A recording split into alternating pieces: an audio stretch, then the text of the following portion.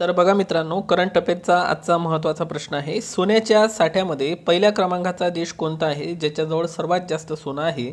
तर तो देश आहे अमेरिका. आणि अमेरिकेजवळ साधारणतः 8,133.46 टन इतके सोने आहे. तर भारताचा सोन्याच्या साठ्यामध्ये 9वा क्रमांक लागतो आणि भारताजवळ साधारणतः 822.9 टन इतकं सोनं आहे. 1 टन म्हणजे 10 क्विंटल होते, हे आपण लक्षात घ्या. आणि अलीकडेच भारताने ब्रिटन या देशाकडून 100 टन सोनं घेतलेलं आहे. आदर्श आचारसंहिता व खर्चाच्या उल्लंघनाची तक्रार करण्यासाठी मोबाईल ॲप आपल्या केंद्रीय निवडणूक आयोगाने तयार केलेले आहे. त्या मोबाईल ॲपचे नाव काय आहे? तर बघा, ते आहे सी विजिल ॲप. मोस्ट एम पी करा. त्यानंतर मग आता केंद्रीय निवडणूक आयोग चर्चेमध्ये आहे, तर त्याबद्दल आपल्याला थोडीफार इन्फॉर्मेशन असणं गरजेची आहे की केंद्रीय निवडणूक आयोगाची स्थापना केव्हा झाली.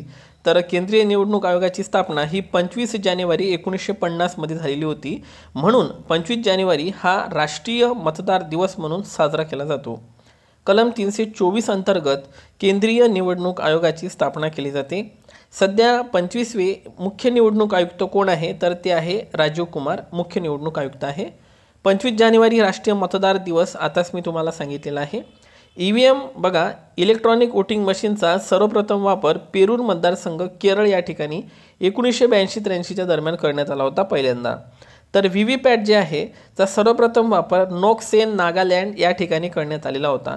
मित्रांनो, व्हीव्हीपॅटचा फुलफॉर्म काय होते नक्की मला कमेंट बॉक्समध्ये सांगा. त्यानंतर सार्वत्रिक निवडणुका मग भारतामध्ये कधी सुरू झालेल्या होत्या? तर त्या झालेल्या होत्या 1952 मध्ये. पहिले मतदार श्याम शरण नेगी होते, जे की हिमाचल प्रदेशचे होते आणि त्यांनी लास्ट टाइम 2019च्या लोकसभेमध्ये निवडणुकीमध्ये वोटिंग केलेलं होतं. ते साधारणतः 102 वर्षाचे होते. सर्वांना LPG कनेक्शन देणारं पहिलं राज्य कोणतं ठरलेलं आहे? मोफत LPG कनेक्शन देणारं पहिलं राज्य, तर ते ठरलेलं आहे हिमाचल प्रदेश. ठीक आहे, हा पॉईंट सर्वांनी इथे लक्षात घ्या. कार्बनमुक्त राज्यसुद्धा हिमाचल प्रदेशच आहे. मग काही थोड्या महत्त्वाच्या कलमा इथं दिलेल्या आहे मी तुम्हाला, त्या लक्षात घ्या. कलम 324 आहे, मतदार याद्या तयार करताना धर्म, वंश, लिंग, जात या आधारावर भेदभाव केला जाणार नाही. 26 कलम आहे प्रौढ मताधिकार. 327 केंद्रासंबंधित तरतुदी आहे. 328 राज्यासंबंधित आणि 329 लक्षात ठेवायचे आहे कलम. ठीक आहे, निवडणूक आयोगाच्या कार्यामध्ये न्यायालय हस्तक्षेप करण्यास काय आहे? मनाई आहे. ओके, सो हा एक पॉईंट लक्षात घ्या. आणि निवडणूक आयोग घटनेच्या भाग 15 मध्ये येतो, लक्षात असू द्या. घटनेच्या भाग 15 मध्ये निवडणूक आयोगाची तरतूद करण्यात आलेली आहे किंवा येतो. त्यानंतर पहा, शक्ती लष्करी युद्ध सराव 2024 कोणत्या दोन देशामध्ये पार पडलेला आहे? तर तो भारत आणि फ्रान्स या दोन देशामध्ये पार पडलेला आहे. एक वरुण युद्ध सराव आहे, तो पण भारत आणि फ्रान्स दरम्यान असतो. त्यानंतर वज्रप्रहार भारत आणि अमेरिका, इंद्र युद्ध सराव भारत आणि रशिया, हँड इन हँड म्हटलं तर भारत आणि चीन. ठीक आहे, बोल्ड कुरुक्षेत्र म्हटलं तर भारत आणि सिंगापूर. ठीक आहे, ते या पद्धतीने युद्ध सराव तुम्हाला लक्षात ठेवायचे आहे. त्यानंतर एक नाव सध्या खूप जास्त चर्चेमध्ये आहे, ते म्हणजे मॅक्स कार्लसन. नॉर्वे या देशाचे ते जगप्रसिद्ध बुद्धिबळपटू आहे. 64 घरांचा राजा भारतामध्ये विश्वनाथ आनंद यांना म्हटलं जाते. ठीक आहे, लक्षात घ्या, विश्वनाथ आनंद यांना म्हटलं जाते, 64 घरांचा राजा. त्यानंतर पहिला राजीव गांधी खेलरत्न पुरस्कार 1992 मध्ये विश्वनाथ आनंद यांना देण्यात आलेला होता. 2021 मध्ये राजीव गांधी खेलरत्न पुरस्काराचं नामकरण मेजर ध्यानचंद खेलरत्न पुरस्कार असे करण्यात आलेले आहे. आणि मेजर ध्यानचंद यांचा जन्म राष्ट्रीय क्रीडा दिवस म्हणून साजरा केला जातो 29 ऑगस्टला. मित्रांनो, अलीकडेच राज्य क्रीडा दिवस म्हणून महाराष्ट्र सरकारने 15 जानेवारी हा दिवस साजरा करण्याचा निर्णय घेतलेला आहे. तर या दिवशी कोणाची जयंती असते नक्की खाली कमेंट बॉक्समध्ये सांगा. मेजर ध्यानचंद पुरस्कार 2022चा अचंता शरद कमल, जे की टेबल टेनिसपटू आहे, यांना देण्यात आलेला होता. तर 23चा मेजर ध्यानचंद खेलरत्न पुरस्कार बॅडमिंटनपटू सात्विक साईराज आणि चिराग शेट्टी यांना देण्यात आलेला आहे. हे दोन्हीही भारताचे बॅडमिंटनपटू आहे. मोस्ट इम्पॉर्टंट करा. चाबहार बंदर सध्या चर्चेमध्ये असून ते कोणत्या देशामध्ये आहे? तर लक्षात घ्या, ते इराण या देशामध्ये आहे. तर भारताने करार केलेला आहे या बंदरासंबंधी 10 वर्षासाठी, त्यामुळे पाठ ठेवा. एक हंबनटोटा बंदर आहे श्रीलंकेला आणि ग्वादार बंदर आहे पाकिस्तानला. ओके, एक हैफा म्हणून सुद्धा बंदर आहे इस्रायलचं, ते सुद्धा चर्चेमध्ये आहे. भारताच्या स्वदेशी AI म्हणजे आर्टिफिशियलच्या चॅटबॉटचे नाव काय आहे? तर ते नाव ठेवलेलं आहे आपण हनुमान AI. AI म्हणजे होते आर्टिफिशियल इंटेलिजन्स. कृत्रिम बुद्धिमत्ता, जी की संगणकाची 5वी जनरेशन आहे 5G. ठीक आहे. GST संकलनात मग पहिल्या क्रमांकाचं राज्य कोणतं आहे, की ज्या राज्यामध्ये GST मोठ्या प्रमाणात कलेक्ट झालेला आहे तर ते राज्य आहे आपलं महाराष्ट्र. कारण भारतातील औद्योगिक प्रधान राज्य महाराष्ट्र आहे. GSTचा फुल फॉर्म होतो गुड्स अँड सर्व्हिसेस टॅक्स. लागू कधी झाला GST? 1 जुलै 2017ला. आणि घटना दुरुस्ती होती 101वी, विधेयक होतं 122वं. ठीक आहे. तर या पद्धतीनं हा अभ्यास करायचा, म्हणजे जेणेकरून तुमच्या अभ्यासामध्ये क्लॅरिटी येणार. आता अप्रत्यक्ष कर कोणकोणते आहे? अबकारी कर म्हणजे उत्पादन कर, GST उत्पादन कर हे अप्रत्यक्ष कर आहे. तर जे डायरेक्ट सरकारला दिले जाते त्यामध्ये आयकर म्हणजे इन्कम टॅक्स आणि महामंडळ कर म्हणजेच कंपनी कर हे प्रत्यक्ष कर आहे. सो हा पॉईंट तुम्हाला इथे लक्षात ठेवायचा आहे. त्यानंतर पुढचा प्रश्न मोस्ट इम्पॉर्टंट करा. आंतरराष्ट्रीय परिचारिका दिवस कधी साजरा केला जातो? तर 12 मेला. का बरं? कारण फ्लोरेन्स नाइटिंगेल यांचा जन्मदिवस असतो तो. 2024ची थीम बघा कोणती होती? Our nurses our future the economic power of care. Okay. So most time पे करा कारण यावरती प्रश्न विचारला जाणार आहे. सो इंटरनॅशनल नर्स डे म्हणजेच आंतरराष्ट्रीय परिचारिका दिवस 12 मेला साजरा केला जातो. अभिनेते चिरंजीवी यांना पद्मविभूषण, लक्षात घ्या, पद्मविभूषण पुरस्कार देऊन सन्मानित करण्यात आलेले आहे. त्यांचं पूर्ण नाव काय आहे? कोनिडेला शिवशंकर वरप्रसाद राव. मोस्ट टाइम पे करा. आणि पद्मविभूषण. रवींद्रनाथ टागोर पुरस्कार 2024 कोणाला देण्यात आलेला आहे? तर डॉक्टर रेखा मोहन भोळे यांना रवींद्रनाथ टागोर पुरस्कार 2024 देण्यात आलेला आहे. मोस्ट टाइम पे करा.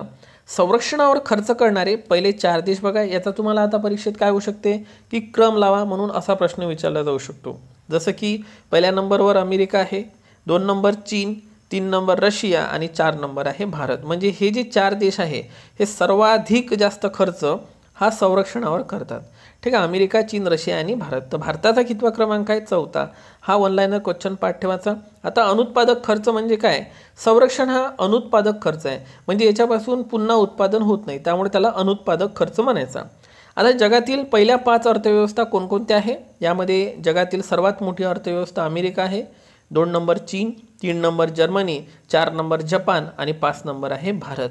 येत्या काही दिवसात आपली भारताची जी इकॉनॉमी आहे मित्रांनो ते 3ऱ्या क्रमांकावर सुद्धा जाणार आहे. लक्षात घ्या. IMFचा अहवाल बघा इथं दिलाय.